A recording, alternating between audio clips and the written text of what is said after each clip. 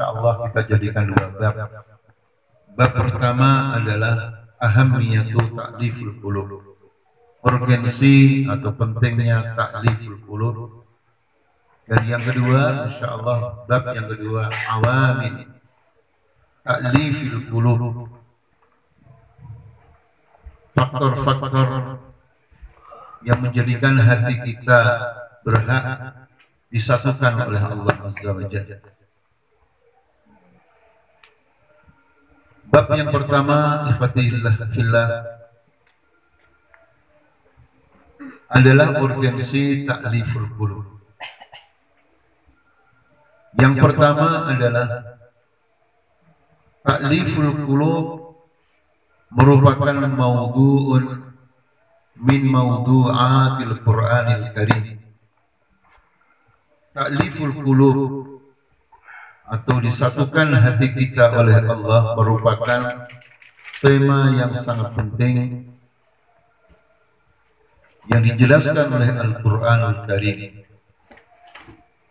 Di antaranya surat Ali Imran yang sudah kita baca, kita dengar bersama. Di antaranya juga surat Al-Anbiya, surat Al-Anfal ayat 63, wa allafa baina qulubihim, allafa yu'allifu ta'lifan. Menggambarkan bahwasanya tema ini adalah tema yang dipilih oleh Allah Azza wa Jalla. Dan tidak ada tema yang dipilih oleh Allah yang dijelaskan Al-Quran atau dalam As-Sunnah kecuali untuk kebaikan kita semua. Kemudian yang kedua, kebaikan ya, kehidupan manusia tidak bisa sepi dari ta'liful qulub. Kalau kita berkeluarga dan keluarga itu benteng kehidupan umat manusia, maka al-usrah maknaha al-hisnu. Dan benar-benar keluarga kita menjadi benteng, keluarga kita akan harmonis, hatta kita hidup di zaman di mana fitnah lebih dominan daripada takwa. Tetapi kalau kita mendapatkan ta'liful qulub dari Allah, maka rumah tangga kita akan harmonis. Tidak ada di dunia ini ya ikhwatal iman rumah tangga yang terbaik kecuali mendapatkan nikmat Allah yang bernama ta'liful qulub.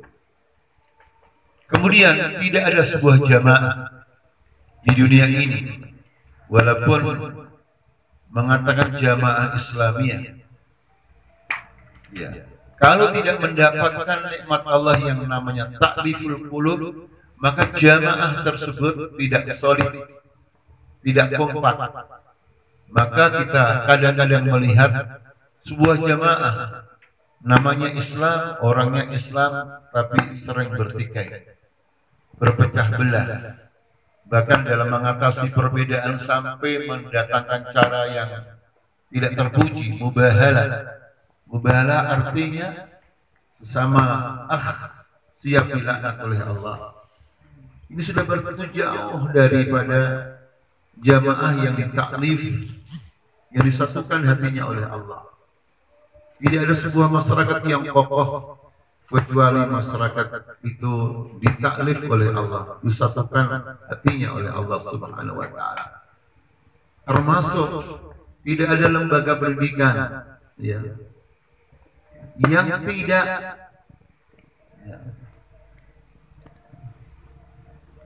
disatukan oleh Allah ya. Tidak ada satu lembaga pendidikan yang kokoh kecuali dia disatukan oleh Allah Subhanahu wa taala.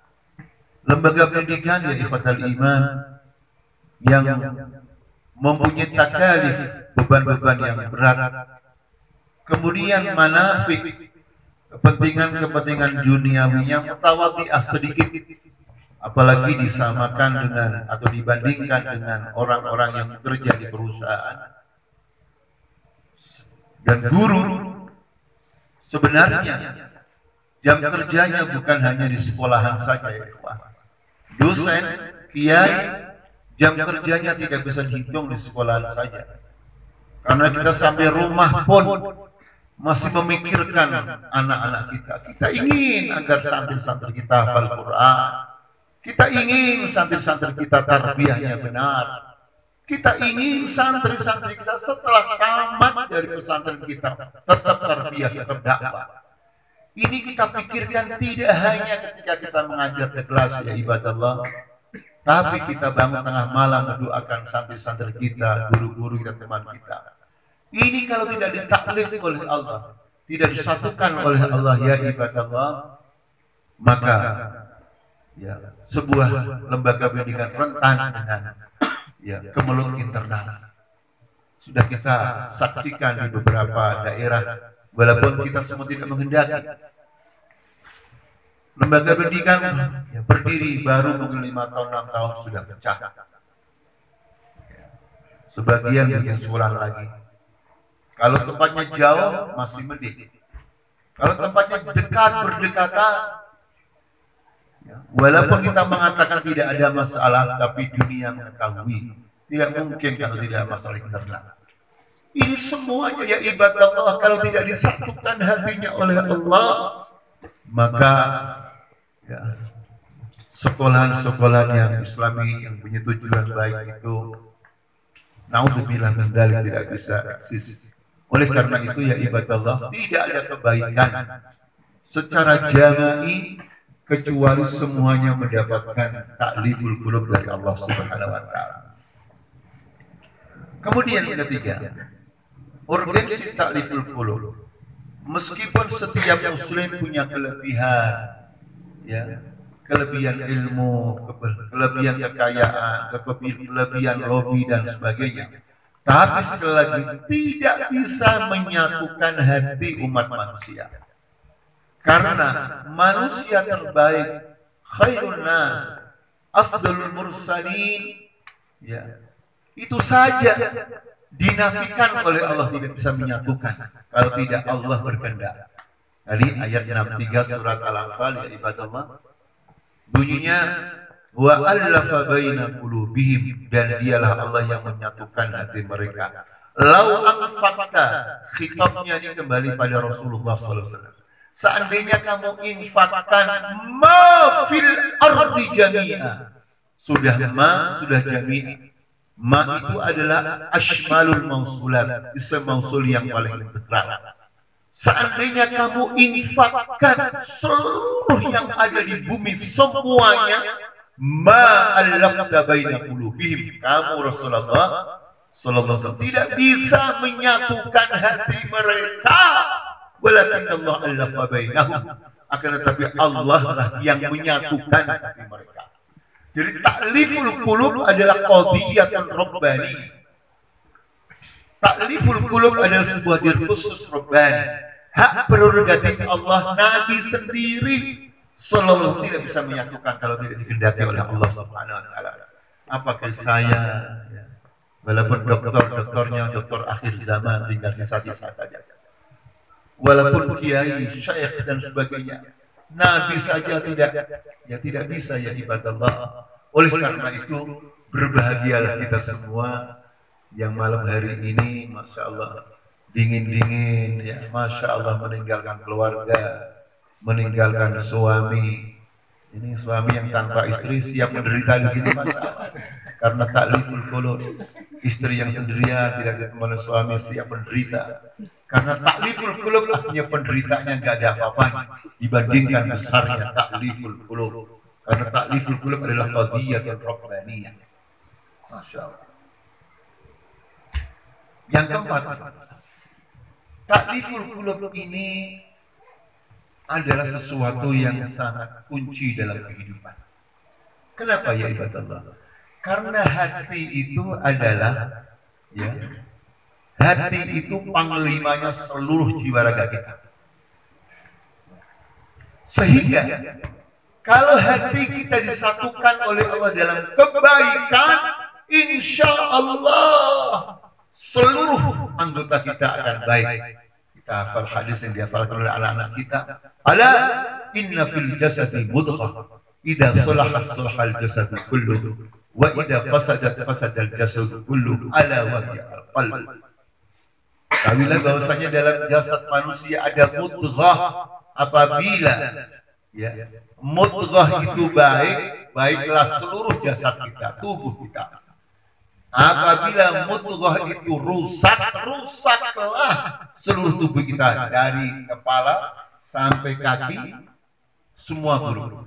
Punya pikiran isinya suudzon. Tetapi kalau baik, punya pikiran ya selalu husnudzon, selalu produksi kebaikan. Apa itu mudghah? Ala wahwal qalb. Ala wahyal qalb, yaitu hati. Ya ibadah. Jadi masalah hati ini memang harus disiapkan, dijaga, di-maintain. Di antaranya acara ini, hafizahumullah. Makanya saya yakin di antara ustaz dan ustazah meninggalkan ya atau mendatangi acara ini bukan berarti ustaz dan ustazah pengangguran, apalagi punya suami, punya istri, punya anak, tetapi karena pentingnya ta'riful qulub dalam kehidupan kita ibadah Allah. Kemudian yang kelima, dengan ta'riful qulub ya ibadallah, maka ya, hati kita ini semoga senantiasa dekat dengan Al-Quran. Karena apa? Al-Quran itu turun, ternyata turunnya bukan kepada kepala, kepada tangan, kepada kaki, tapi Nabi Shallallahu Alaihi Wasallam menerima Al-Quran. Tempatnya di mana? Di hati. Fatal iman. Nazala bihi ruhul amin ala qalbika litakuna minal munzirin. Surat Asy-Syu'ara. Jadi Jibril alaihissalam disebut oleh Allah Al-Amin, malaikat terpercaya, turun membawa Al-Quran. Ditujukan kepada siapa? Kepada apa? Ala qalbika. Kepada hatimu wahai Rasulullah. Litakuna minal munzirin, agar supaya kamu menjadi orang-orang yang memberikan peringatan. Jadi kaitannya dengan dunia mengajar dan belajar, dunia mendidik. Sejauh mana guru, ustaz dan ustazah itu mempunyai daya pengaruh yang sangat dahsyat kepada muridnya, sehingga murid ketika diterangkan mendengarkan, sehingga murid ketika sudah tamat tidak akan lupa dengan gurunya, sehingga ketika gurunya dipanggil oleh Allah wafat, muridnya tidak akan lupa mendoakan gurunya. Adalah dia yang mempunyai kekuatan hati bersama Al-Quran, bersama Al-Quran. Dan ini tidak terkhusus guru agama saja, guru apapun namanya. Ya ibadah. Kemudian yang keenam atau yang ketujuh, hati ketika disatukan oleh Allah, apa urgensinya? Kita diberikan kemudahan oleh Allah. Doa yang ada dalam surat Toha itu kan, kalau kita bicara tentang ilmu munasabah, ilmu korelasi, ketika ya berdoa Nabi Musa alaihissalam lainnya, Qala rabbi shrah li sadri. Sadri artinya dadaku, hatiku. Setelahnya Ustaz, wa yassir li amri. Jadi kalau dada itu ya legowo, berlapang dada, hatinya luas, itu mudah ya ibadah Allah, diberikan kemudahan oleh Allah. Kita mudah berkomunikasi. Tetapi kalau hati sudah ada penyakit, ya, masalah yang gampang pun sulit. Coba ya, kehidupan rumah tangga, suami istri, kehidupan dalam berjamaah, ya, kiadah sama jundiah. Kalau hatinya itu sama-sama bersih, walaupun ada masalah, mudah diselesaikan. Contoh, mudah saja. Dua manusia terbaik, ya, pernah, bahkan bukan pernah, beberapa kali menghadapi perbedaan. Abu Bakar As-Siddiq radhiyallahu anhu, Umar radhiyallahu anhu, berbeda dalam menyikapi tawanan perang Badar. Berbeda siapa yang menjadi juru bicara menghadapi Rasulullah dari Bani Tamim dan sebagainya. Masya Allah, Masya Allah. Ya, hafizakumullah. Bahkan dilihat dari redaksinya saja. Kalau istilah orang kita, orang Indonesia, orang Timur, perbedaan itu sangat sengit. Coba, orang sesabar Abu Bakar As-Siddiq radhiyallahu anhu mengatakan, Ya Umaru, ma aradta illa khilafi. Hai Umar, kamu itu tidak ingin kecuali selalu beda dengan saya. Ini kalau di siap dari mudarisin sampai ngomong begitu. Kira-kira ketemu lagi Bu? Berapa bulan lagi? Masya Allah, tetapi kan hatinya bersih. Ya ibadah Allah. Tidak ada masalah. Jadi tidak bohongan, tidak kok. Padahal berbeda mengatakan Ustaz atau akhi, sebenarnya kita nggak beda. Padahal beda beneran. Ya, beda-beda aja. Tapi kalau hatinya itu bersih, ya. Antum tahu akhi? Begitu Abu Bakar As-Siddiq presiden, radhiyallahu anhu khalifah, mau meninggal dunia, siapa yang ditunjuk jadi khalifah? Umar. Coba kalau dunia partai, dunia politik sering beda, yang ditunjuk siapa kira-kira nanti menggantikan dia? Ini hati kalau bersih. Kalau hati sudah disatukan oleh Allah, perbedaan pendapat itu cuma di wacana, cuma di pikiran, tapi tidak sampai hati. Maka Rabbi syrah li wa yassir li amri. Ada kemudahan-kemudahan dalam hidup aku. Dan diberikan juga kemudahan dalam berkomunikasi. Wahlul 'uqdatam min lisani. Dalam komunikasi mudah. Masya Allah. Sering ada ya, orang yang baru belajar ceramah atau bahkan sering ceramah. Kata orang yang sering ceramah, akhi, saya ceramah itu yang paling susah kalau menghadapi dua orang. Ya Pak Ustaz, terkenal ceramah. Di depan ada orang tua saya dan ada siapa? Enggak, mertua yang kasih anak. Tapi kalau hatinya bersih ya ibadah Allah, ya, kita diberikan kelancaran berbicara. Tapi kalau hatinya tidak bersih, hatinya tidak disatukan antara yang berbicara, antara mutakalim dengan mukhatab, apa akan terjadi? Wah, saya ngomong begini, jangan-jangan dia salah paham. Kenapa? Karena gak ada komunikasi hati. Maka takliful qulub memang harus menjadi prioritas dalam hidup kita. Antara suami istri, antara anak dengan orang tua, menantu dengan mertua, kiadah dengan jundia, teman dengan teman yang lainnya. Takliful qulub adalah sebuah keniscayaan dalam hidup ini. Dan terakhir bukan karena sudah habis lagi, atau sudah capek, adalah mudah difahami oleh orang lain. Jadi kalau kita sudah disatukan hati oleh Allah Subhanahu wa Ta'ala, maka mudah difahami oleh orang lain. Kalau kita guru, maka mudah difahami ketika menjelaskan, dipahami oleh muridnya. Kalau kita dosen, maka mahasiswa mudah memahami. Ini penting, karena ada sebagian mahasiswa dulu, sekarang juga masih ada. Mahasiswa itu kalau melihat guru itu hebat, salah kaprah. Ustaz, saya punya dosen luar biasa. Seperti apa ini? Saking hebatnya menjelaskan, saya nggak paham. Bahasa terlalu tinggi, nggak paham. Hebat. Padahal kelebihan Al-Quran dan Sunnah itu adalah mudah. Ya.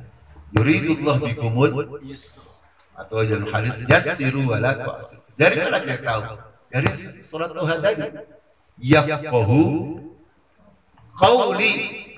Qala rabbi shrah li sadri wa yassir li amri wahlul 'uqdatam min lisani yafqahu qawli. Dia memahami ucapan. Wal fiqhu adalah al-fahmu daqiq, pemahaman yang benar. Maka saudara sekalian, kalau ada murid yang tidak paham, yang salah tidak selamanya murid. Maka saya dulu punya guru nahwu, bukan guru Afwan. Saya punya guru nahwu sampai sekarang masih guru saya, walaupun sudah pergi ke luar negeri. Adalah ketika menjelaskan pelajaran nahwu. Fahimtum ya syabab? Fahimtum ya Ustaz? Lah, saya belum paham. Kenapa? Karena dia melihat sebagian murid ada yang belum paham. Jadi, ya, kalau ada murid belum paham, berarti yang belum paham siapa? Gurunya. Guru. Nah, ini ya beberapa ta'ammulat dari bab pertama urgensi ta'liful qulub. Kemudian yang kedua ikhwan, bab yang kedua awamil ta'liful qulub. Ikhwatal iman hafizakumullah. Apa faktor-faktor agar hati kita disatukan oleh Allah? Sudah barang tentu jawabannya bukan rihlah. Karena rihlah nunggu setahun berapa kali? Berarti nanti setelah itu nggak ada ta'liful qulub lagi. Pertama adalah husnus silati billah. Husnus silah billah. Hubungan atau komunikasi kita dengan Allah harus baik. Jangan bermimpi suami istri disatukan hatinya oleh Allah. Rukun, mawaddah warahmah, saling menghormati. Kalau suami dan istrinya tidak dekat dengan Allah. Meskipun suami seorang nabi ya ibadallah, ketika istri tidak beriman, istri tidak dekat dengan Allah, maka Allah tidak memberikan ta'liful qulub. Beliau adalah Nuh alaihissalam, beliau adalah Lut alaihissalam. Makanya ta'liful qulub ya, disatukan hatinya oleh Allah. Kalau rumah tangga berarti suami istri, kalau orang tua berarti dengan anak, mertua dengan menantu, perguruan tinggi adalah rektor dengan dosen-dosennya, Darul Hikmah seluruh keluarga besar yang berjuang di Darul Hikmah, semuanya itu akan diberikan anugerah Allah ta'liful qulub.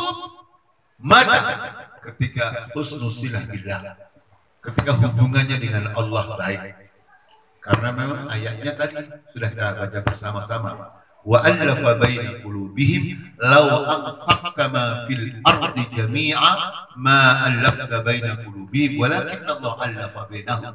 Jadi yang menyatukan hati kita semua Allah. Makanya kalau kita mau disatukan hati kita oleh Allah, harus dekat dengan Allah. Salafus salih ketika mendidik anak atau santri atau menaiki kendaraan, ketika istri tidak taat, anak tidak taat, kendaraan mogok, maka pertama yang tertuduh al-muttaham adalah dirinya. Dosa apa? Hai diri yang sudah kamu lakukan sampai istri saya tidak taat? Dosa apa wahai diriku? Anak saya tidak taat. Dosa apa wahai guru, wahai kiai, sampai santri saya tidak taat? Dosa apa kendaraan saya kok mogok melulu? Husnul silah billah ibadallah. Husnul silah billah. Nah, ini agar hati kita disatukan oleh Allah. Maka orang-orang yang fi qulubihim marad, yang dalam hatinya ada penyakit, susah disatukan oleh Allah. Maka orang-orang munafik itu tidak disatukan oleh Allah, walaupun tabiatnya karakternya sama. Karakternya hanya mengaku Islam. Wa minan nasi may yaqulu amanna billahi wa bil yawmil akhir wa ma hum bimu'minin. Karakternya menipu Allah, yukhadi'una Allah wal ladzina amanu. Karakternya bohong, karakternya berkhianat, sama karakternya, tapi tidak mungkin disatukan. Kenapa? Ulama tafsir mengatakan karena disatukannya hati atau wala itu membutuhkan asyaja'ah, keberanian. Sementara al-munafikun kaumun jabbanun, kaumun khaifun. Munafik itu orang-orang yang pengecut, tidak berani melawan dari depan. Munafik itu tidak berani berkorban di depan Allah. Makanya dalam surat At-Taubah ya ikhwah, ketika Allah berbicara tentang orang munafik, redaksinya adalah al-munafikun wal munafiqat ba'duhum min ba'd ya'muruna bil munkar wa yanhauna 'anil ma'ruf. Jadi redaksinya ba'duhum min ba'd. Begitu berbicara tentang orang beriman, wal mu'minuna wal mu'minatu ba'duhum auliya. Pakai kata aulia. Kenapa? Karena orang yang benar-benar beriman karakternya sama, sehingga diberikan wala oleh Allah yang sama. Innama waliyukumullahu wa rasuluhu walladzina amanu. Jadi lagi-lagi husnul silah. Kalau rumah tangga kita ingin harmonis ya ibadallah, husnul silah billah. Kalau jamaah kita solid, husnul billah billah. Kalau perguruan tinggi kita nikmat, mesra, harmonis seperti ini, kita harus selalu membangun hubungan dengan Allah yang baik. Nah, yang kedua ya ibadallah, ta'liful qulub itu diberikan oleh Allah Subhanahu wa taala kepada orang-orang beriman yang sering mendoakan saudaranya ketika saudaranya tidak ada. Ibadallah, Ustaz dan Ustazah hafizakumullah, kita mengadakan acara ta'liful qulub di sini. Kalau saya tanya berapa ustaz yang datang, ternyata mayoritas datang. Maka kita doakan saudara-saudara yang tidak datang. Kita doakan dengan kebaikan-kebaikan yang sudah dimudahkan oleh Allah, yang sakit semoga disembuhkan oleh Allah, yang juga tantangan semoga dimudahkan oleh Allah. Dalilnya adalah 3 golongan yang doanya dikabulkan oleh Allah. Di antaranya adalah ya'watul muslimi li akhihi inda dhahril ghaib. Doa seorang muslim untuk saudaranya di saat saudaranya tidak ada. Kenapa ya ibadallah? Karena doa yang seperti itu menandakan keikhlasan. Orangnya nggak ada. Kalau orangnya ada di depan kita bisa mujamalah, sabar-sabasi. Tapi orangnya tidak ada. Itulah ya ibadallah di antara rahasia surat Al-Fatihah. Kenapa kita membaca iyyaka na'budu wa iyyaka nasta'in ketika kita sholat sendirian? Akhi, iyyaka na'budu wa iyyaka nasta'in, ustaz dan ustazah. Itu kan jamak.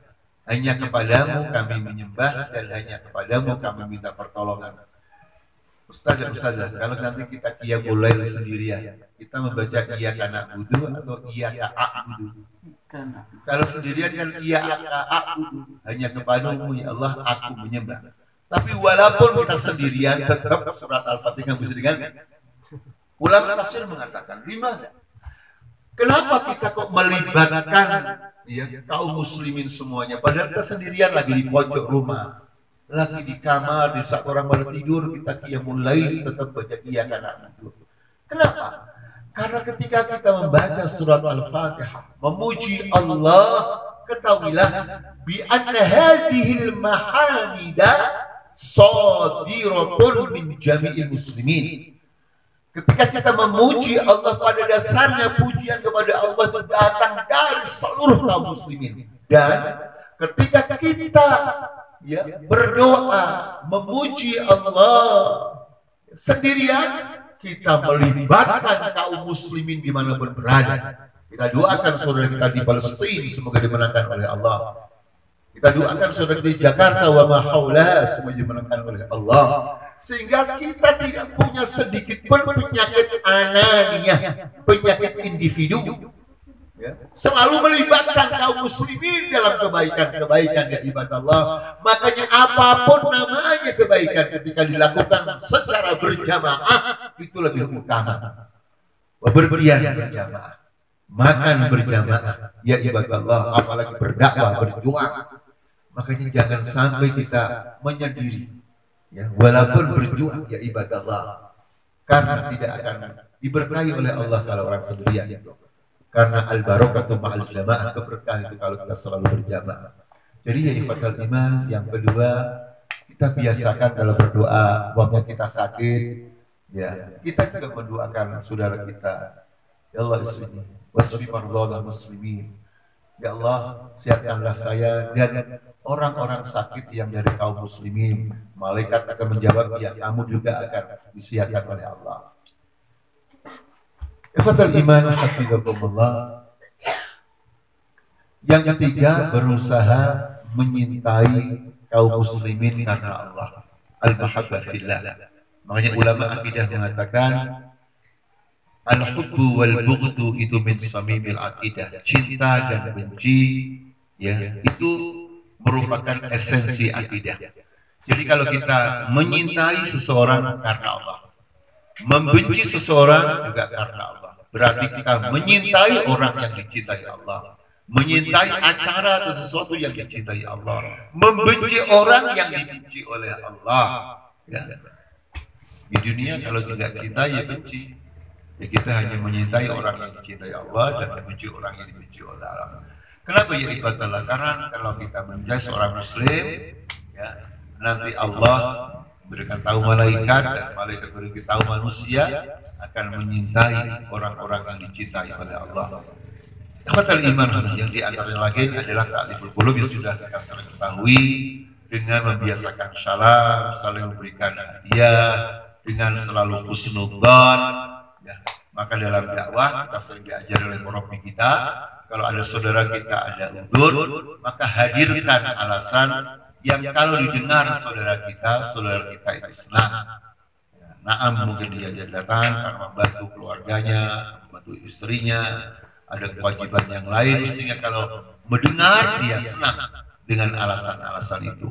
Kata iman Allah, ini bukan materi yang baru, tapi semoga kita diperbarui ya iman kita, perjuangan kita melalui Al-Quran dan Sunnah, sehingga setiap acara kita termasuk malam-malam hari ini kita berada di bumi Allah ini tidak semata-mata kita mensyukuri keindahan ya alam raya ciptaan Allah atau Al-Kitab Al-Mangdur, kitab yang kita lihat, tapi kita selalu ya di mana-mana pun bermuayasah, berinteraksi dengan Al-Kitabul Makruh, kitab yang dibaca yaitu Al-Quran Al-Karim, sehingga kita diberikan kekayaan dengan dua kitab, Kitabul Mangdur dan Al-Kitabul Makruh, seperti disampaikan oleh Al-Allamah Ibnu Khaldun rahimahullah, bahwa pada dasarnya di dunia ini Allah menerangkan dua kitab suci.